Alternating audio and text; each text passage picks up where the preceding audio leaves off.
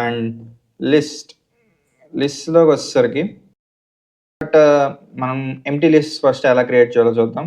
They are 2 ways.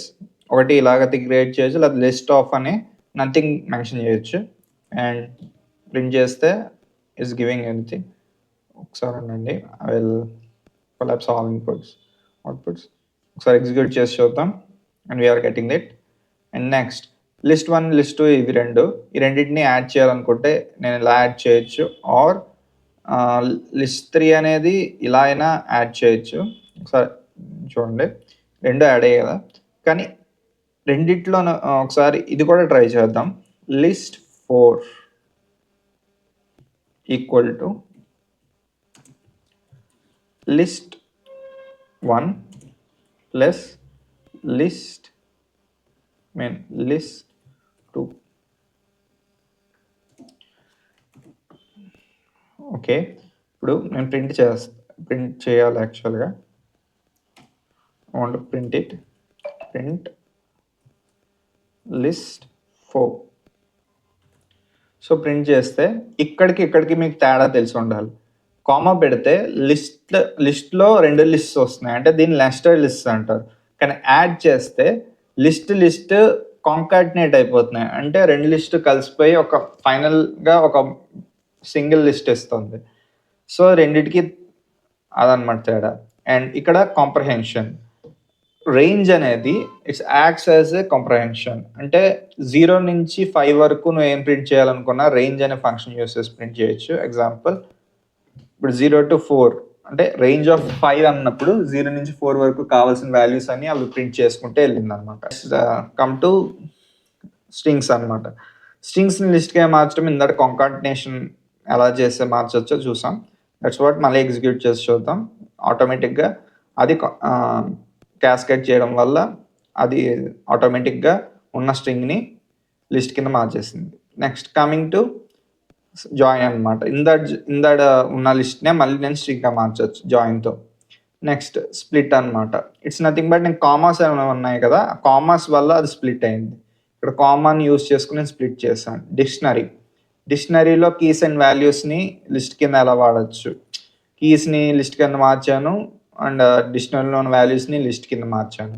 And append అంటే ఒక list ఉంది, నేను ఇంకో లిస్ట్లో నేను ఒక వాల్యూని యాడ్ చేయాలనుకుంటున్నాను చివర్లో, దాన్ని అపెండ్ అంటారు. ఎగ్జాంపుల్ మనం ఎగ్జిక్యూట్ చేసి చూస్తే 5ని అపెండ్ చేస్తే 4 తర్వాత 5 వచ్చింది. అలాగే ఎక్స్టెండ్ అంటే ఒక లిస్ట్ తర్వాత ఇంకో లిస్ట్ అనేది ఎక్స్టెండ్ అవ్వాలి. ఎగ్జాంపుల్ ఇక్కడ ఎగ్జిక్యూట్ చేసి చూపిస్తాను మీకు. ఎగ్జాంపుల్, ఇది ఒక లిస్ట్, ఇది ఒక లిస్ట్, రెండు ఇందాక ఫస్ట్లో అనుకున్నప్పుడు ప్లస్ ఏమైందో అదే ఎక్స్టెండ్ అనమాట. ఇక్కడ ఇన్సర్ట్ అనేసరికి లిస్ట్ 1లో ఒక ఇండెక్స్లో ఒక వాల్యూ యాడ్ అవ్వాలి, సో దాన్ని ఇన్సర్ట్ అంటారు. ఇప్పుడు ఇక్కడ ఏంటంటే సెకండ్ ఇండెక్స్లో ఏ అనేది యాడ్ చేస్తున్నాను. ఆల్రెడీ సెకండ్ ఇండెక్స్లో 2 ఉంది, అది ముందుకెళ్ళి అక్కడ ఏ అనేది యాడ్ అయ్యి అండ్ 2కి ఇండెక్స్ 3 అయిపోతుంది, అంటే ఇండెక్స్ మారిపోతుంది అనమాట. ఫార్వర్డ్ అయింది ఇండెక్స్, ప్రతి దాని +1 అయింది. ఈ ఏదైతే పైథాన్లో ఈ ఫ్లెక్సిబిలిటీ ఉందో దీనివల్ల మనకి చాలా అడ్వాంటేజెస్ ఉంటాయి ఫ్యూచర్లో. నెక్స్ట్ ఇండెక్స్, ఏదైనా లిస్ట్లో ఉన్న వాల్యూ యొక్క ఇండెక్స్ తెలుసుకోవాలనుకున్నా ఇలా తెలుసుకోవచ్చు. నెక్స్ట్ రిమూవ్ అంటే ఆ వాల్యూని నేను రిమూవ్ చేయాలి లిస్ట్లో అనుకుంటే రిమూవ్ అనేది యూజ్ చేయొచ్చు. ఇక్కడ ఆ రిమూవ్ చేయాల్సిన వాల్యూ మనం మెన్షన్ చేస్తాం, అది రిమూవ్ అవుతుంది. Next pop is nothing but మనం ఒక లిస్ట్లో ఉన్న పాప్ అని మామూలుగా మెన్షన్ చేస్తే ఎండ్లో ఉన్న వాల్యూ పాప్ అయిపోతుంది. అండ్ పాప్ చేస్తున్నప్పుడు ఆ వాల్యూ నువ్వు కలెక్ట్ చేసుకోవచ్చు కూడా. సో పాప్ అనేది నేను కలెక్ట్ చేసుకుంటున్నాను, అంటే ఇది ఒక ఆబ్జెక్ట్ కింద మనకి కలెక్ట్ చేసుకుంటుంది. నెక్స్ట్ లిస్ట్లో అండ్ pop2 అంటే ఆ ఇండెక్స్ 2లో ఉన్న దాన్ని పాప్ చేస్తాను, దాన్ని నేను కలెక్ట్ చేసుకుంటున్నాను. Let's make it. మీరు ఇది ప్రాక్టీస్ చేస్తే మీకు ఇంకా బాగా అర్థమవుతుంది. ఇక్కడ 4 ఉంది and that is nothing but నేను లాస్ట్లో అనేది పాప్ అయింది కాబట్టి 4 వచ్చింది. And third position element is 2 కాబట్టి ఇక్కడ 2 అనేది పాప్ 2లో వచ్చింది. ఈ విధంగా ఇది రన్ అవుతుంది. నెక్స్ట్ కమింగ్ టు సార్ట్ చేయాలి అనుకుంటే లిస్ట్లో ఉన్న వాల్యూస్ ఆల్రెడీ ఇవి లిస్ట్లో ఉన్న వాల్యూస్. Let's execute. ఉన్నవన్నీ సార్ట్ అయిపోతాయి. ఎలా అంటే 4 to ఇవన్నీ ర్యాండమ్గా ఉన్నాయి, కానీ ఇక్కడ ఏంటి ఆర్డర్లో ఉన్నాయి, అసెండింగ్ ఆర్డర్లో ఉన్నాయి. Okay, next reverse. Reverse is nothing but ఉన్న స్ట్రింగ్ని రివర్స్ చేయొచ్చు ఈ ఫంక్షన్ యూస్ చేసి. It's nothing but normal. ఇక్కడ లెంత్ మ్యాక్సిమం మినిమం అంటే ఒక లిస్ట్ యొక్క maximum value, minimum value, length తెలుసుకోవడానికి ఈ ఫంక్షన్స్ అన్నమాట. Next count. నథింగ్ బట్ లిస్ట్లో ఎన్ని వాల్యూస్ ఉన్నాయి అనేది కౌంట్ ద్వారా తెలుస్తుంది.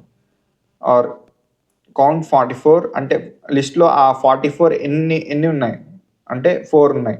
That's what count is.